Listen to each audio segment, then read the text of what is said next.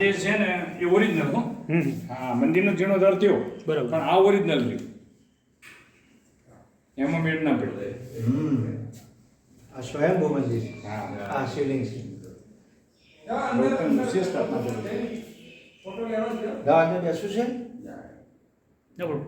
આપનું નામ જણાવશો અને જે ચુવાડ પંથકમાં ઓઢવપુરા જે ગામ છે અને ગૌતમેશ્વર મહાદેવનું પૌરાણિક મંદિર છે, શું છે આખી કથા અને અત્યારે શિવનો મહિનો ચાલે છે, શું છે વિશેષ? મારું નામ પટેલ બચ્ચુભાઈ ગોવાભાઈ છે. હું ઓઢવનો વતની છું અને હાલ આ ગૌતમેશ્વર મહાદેવ મંદિરનો મંત્રી તરીકેનો કાર્યભાર સંભાળું છું.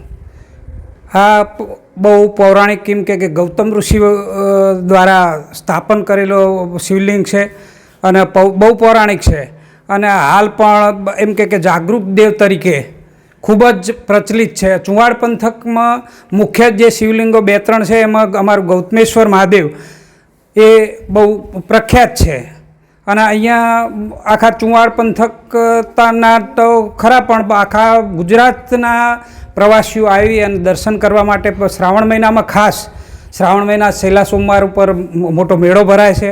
અમારા 1.25 લાખ બિલી ચડે છે શ્રાવણ મહિનામાં અને એ બિલી પૂર્ણ થયા પછી અમે એક મોટો યજ્ઞ પણ થાય છે, એમાં પણ ખૂબ શ્રદ્ધાળુઓ આવી અને ભગવાનનો પ્રસાદ લે છે.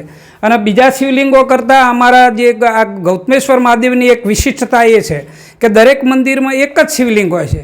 અમારે 6 શિવલિંગ છે, એક મુખ્ય શિવલિંગ સાથે સાથે 5 બીજા શિવલિંગ છે અને એ પાતાળમાં જ્યારે ગૌતમ ઋષિ વખતે એની સ્થાપના થયેલી છે, એમાં કોઈ ફેરફાર નથી કર્યો.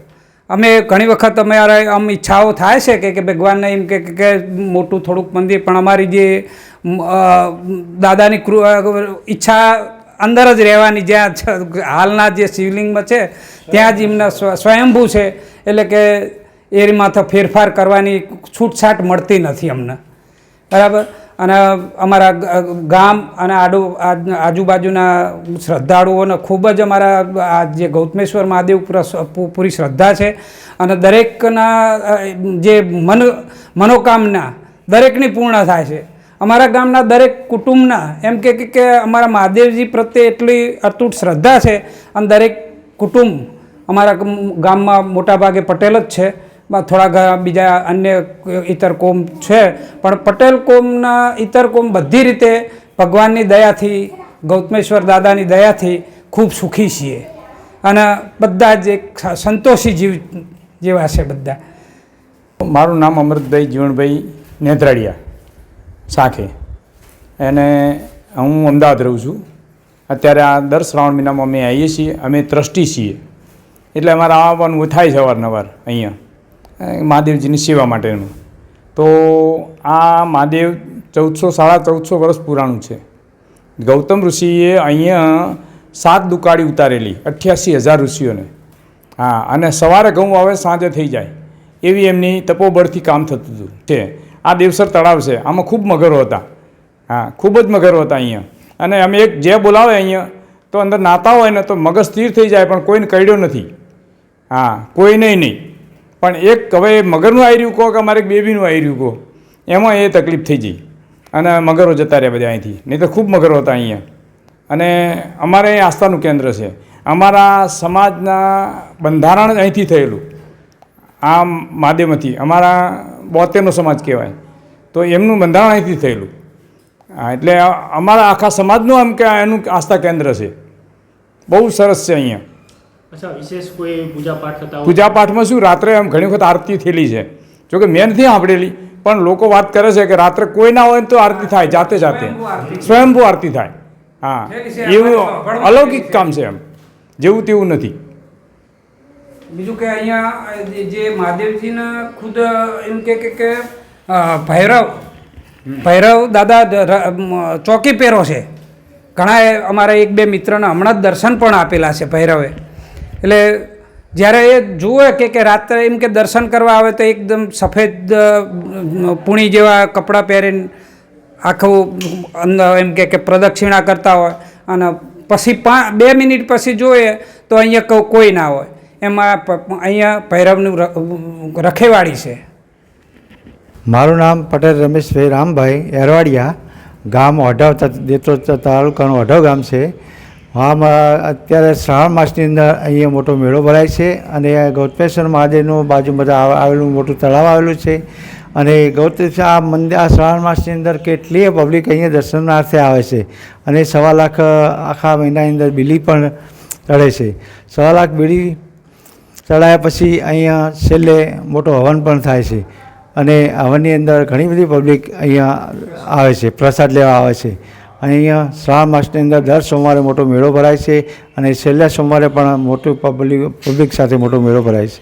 અને આ જગ્યા બહુ સરસ, પવિત્ર અને સરસ આવેલી છે. અહીં ઘણી બધી પબ્લિક આવે છે દર્શનાર્થે અને મંદિરનું બહુ સરસ મહત્ત્વ છે.